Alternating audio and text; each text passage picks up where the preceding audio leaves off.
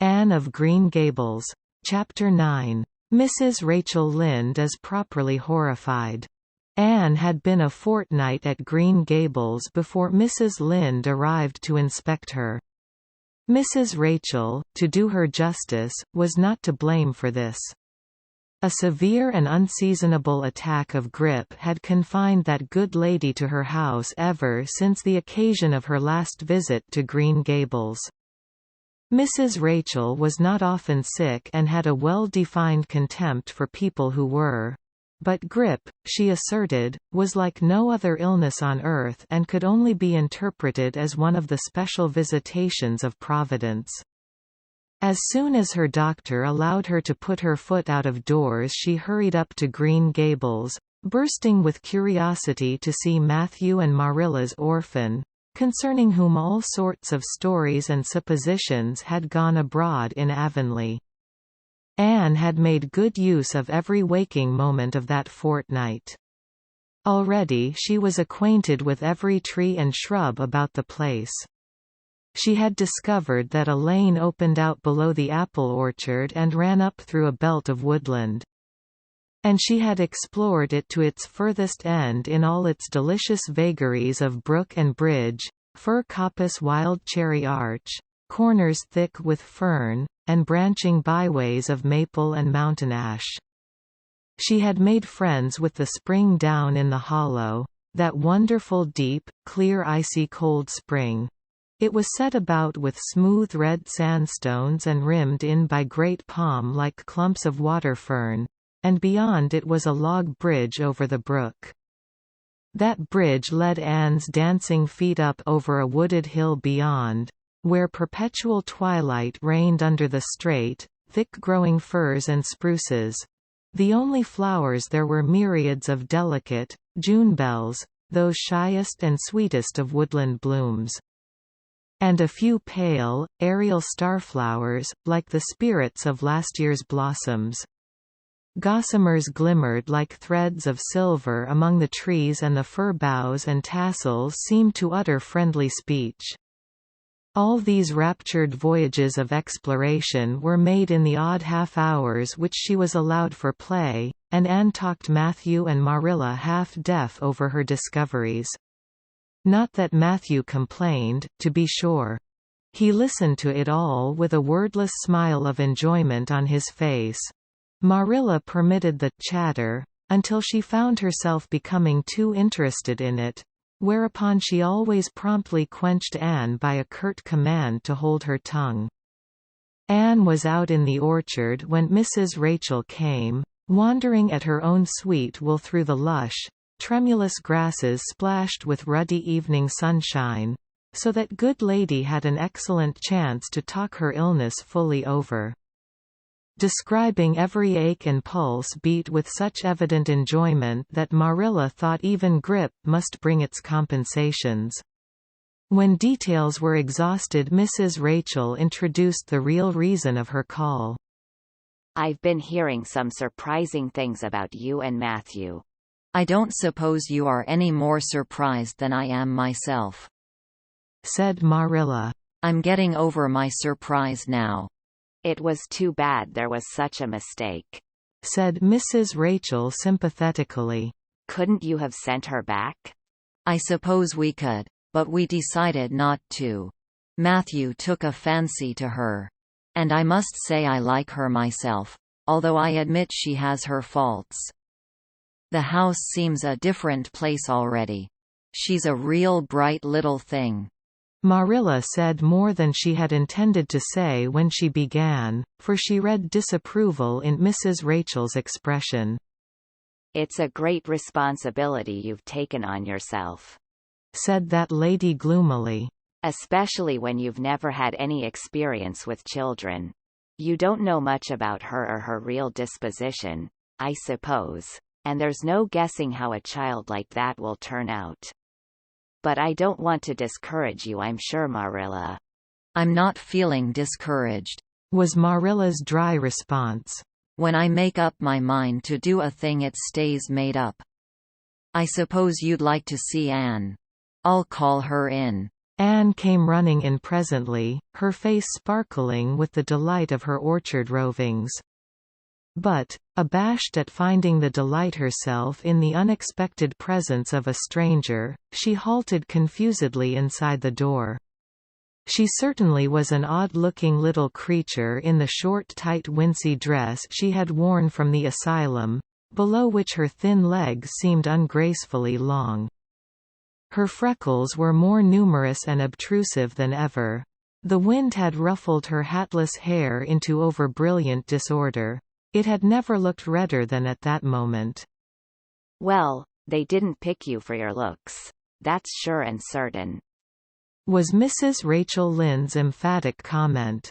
Mrs. Rachel was one of those delightful and popular people who pride themselves on speaking their mind without fear or favor. "She's terrible skinny and homely, Marilla. Come here, child, and let me have a look at you. Lawful heart, did anyone ever see such freckles? And hair as red as carrots. Come here, child, I say." Anne came there, but not exactly as Mrs. Rachel expected. With one bound she crossed the kitchen floor and stood before Mrs. Rachel, her face scarlet with anger, her lips quivering, and her whole slender form trembling from head to foot. "I hate you," she cried in a choked voice, stamping her foot on the floor. "I hate you, I hate you. I hate you." A louder stamp with each assertion of hatred. "How dare you call me skinny and ugly? How dare you say I'm freckled and red-headed? You are a rude, impolite, unfeeling woman." Anne, exclaimed Marilla in consternation. But Anne continued to face Mrs. Rachel undauntedly, head up, eyes blazing, hands clenched, passionate indignation exhaling from her like an atmosphere. "How dare you say such things about me?" she repeated vehemently. "How would you like to have such things said about you? How would you like to be told that you are fat and clumsy and probably hadn't a spark of imagination in you? I don't care if I do hurt your feelings by saying so. I hope I hurt them. You have hurt mine worse than they were ever hurt before, even by Mrs. Thomas's intoxicated husband. And I'll never forgive you for it, never, never." Stamp, stamp, "Did anybody ever see such a temper?" exclaimed the horrified Mrs. Rachel. Anne, go to your room and stay there until I come up," said Marilla, recovering her powers of speech with difficulty. Anne, bursting into tears, rushed to the hall door, slammed it until the tins on the porch wall outside rattled in sympathy, and fled through the hall and up the stairs like a whirlwind. A subdued slam above told that the door of the east gable had been shut with equal vehemence. "Well, I don't envy you your job bringing that up, Marilla," said Mrs. Rachel with unspeakable solemnity. Marilla opened her lips to say she knew not what of apology or deprecation. What she did say was a surprise to herself then and ever afterwards. "You shouldn't have twitted her about her looks, Rachel." "Marilla Cuthbert, you don't mean to say that you are upholding her in such a terrible display of temper as we've just seen?" demanded Mrs. Rachel indignantly. "No," said Marilla slowly. "I'm not trying to excuse her. She's been very naughty and I'll have to give her a talking to about it. But we must make allowances for her. She's never been taught what is right. And you were too hard on her, Rachel." Marilla could not help tacking on that last sentence, although she was again surprised at herself for doing it. Mrs. Rachel got up with an air of offended dignity. "Well, I see that I'll have to be very careful what I say after this, Marilla. Since the fine feelings of orphans, brought from goodness knows where, have to be considered before anything else. Oh no, I'm not vexed. Don't worry yourself. I'm too sorry for you to leave any room for anger in my mind. You'll have your own troubles with that child. But if you'll take my advice, which I suppose you won't do, although I've brought up 10 children and buried 2, you'll do that, talking to, you mention with a fair-sized birch switch. I should think that would be the most effective language for that kind of a child. Her temper matches her hair, I guess. Well, good evening, Marilla. I hope you'll come down to see me often as usual. But you can't expect me to visit here again in a hurry, if I'm liable to be flown at and insulted in such a fashion. It's something new in my experience. Whereat Mrs. Rachel swept out and away. If a fat woman who always waddled could be said to sweep away, and Marilla with a very solemn face betook herself to the east gable. On the way upstairs she pondered uneasily as to what she ought to do. She felt no little dismay over the scene that had just been enacted. How unfortunate that Anne should have displayed such temper before Mrs. Rachel Lynde, of all people.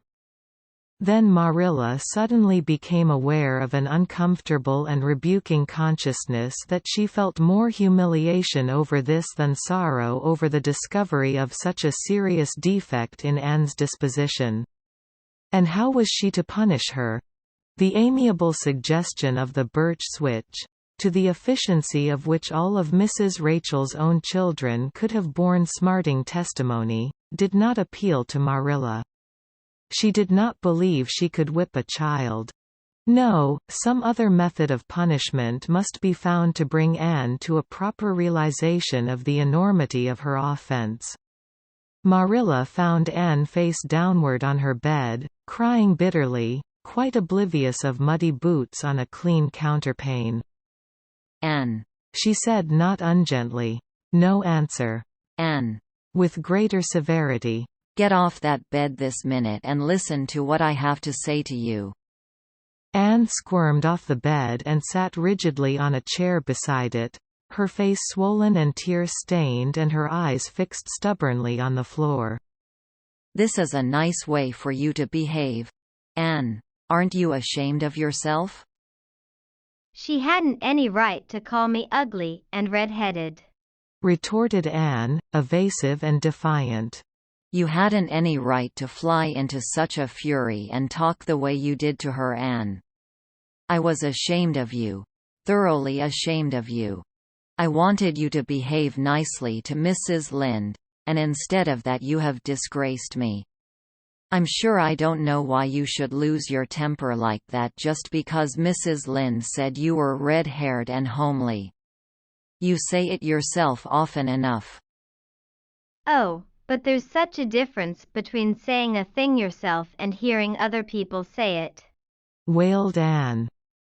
You may know a thing is so, but you can't help hoping other people don't quite think it is. I suppose you think I have an awful temper, but I couldn't help it. When she said those things, something just rose right up in me and choked me. I had to fly out at her. "Well, you made a fine exhibition of yourself, I must say. Mrs. Lynde will have a nice story to tell about you everywhere.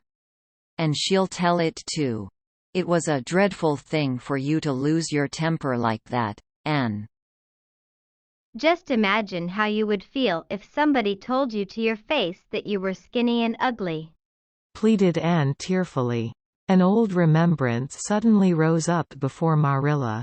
She had been a very small child when she had heard one aunt say of her to another, "What a pity, she is such a dark, homely little thing." Marilla was every day of 50 before the sting had gone out of that memory. "I don't say that I think Mrs. Lynde was exactly right in saying what she did to you, Anne," she admitted in a softer tone. "Rachel is too outspoken. But that is no excuse for such behavior on your part. She was a stranger and an elderly person and my visitor. All 3 very good reasons why you should have been respectful to her. You were rude and saucy and Marilla had a saving inspiration of punishment. You must go to her and tell her you are very sorry for your bad temper and ask her to forgive you. I can never do that, said Anne determinedly and darkly. You can punish me in any way you like, Marilla. You can shut me up in a dark, damp dungeon inhabited by snakes and toads and feed me only on bread and water, and I shall not complain. But I cannot ask Mrs. Lynde to forgive me. We're not in the habit of shutting people up in dark, damp dungeons, said Marilla dryly. Especially as they're rather scarce in Avonlea. But apologize to Mrs. Lynde you must and shall, and you'll stay here in your room until you can tell me you're willing to do it. I shall have to stay here forever then, said Anne mournfully. Because I can't tell Mrs. Lynde I'm sorry I said those things to her. How can I? I'm not sorry. I'm sorry I vexed you, but I'm glad I told her just what I did. It was a great satisfaction. I can't say I'm sorry when I'm not, can I? I can't even imagine I'm sorry. Perhaps your imagination will be in better working order by the morning, said Marilla, rising to depart. You'll have the night to think over your conduct in and come to a better frame of mind. You said you would try to be a very good girl if we kept you at Green Gables. But I must say it hasn't seemed very much like it this evening. Leaving this Parthian shaft to rankle in Anne's stormy bosom, Marilla descended to the kitchen, grievously troubled in mind and vexed in soul. She was as angry with herself as with Anne, because, whenever she recalled Mrs. Rachel's dumbfounded countenance, her lips twitched with amusement and she felt a most reprehensible desire to laugh. End of chapter 9.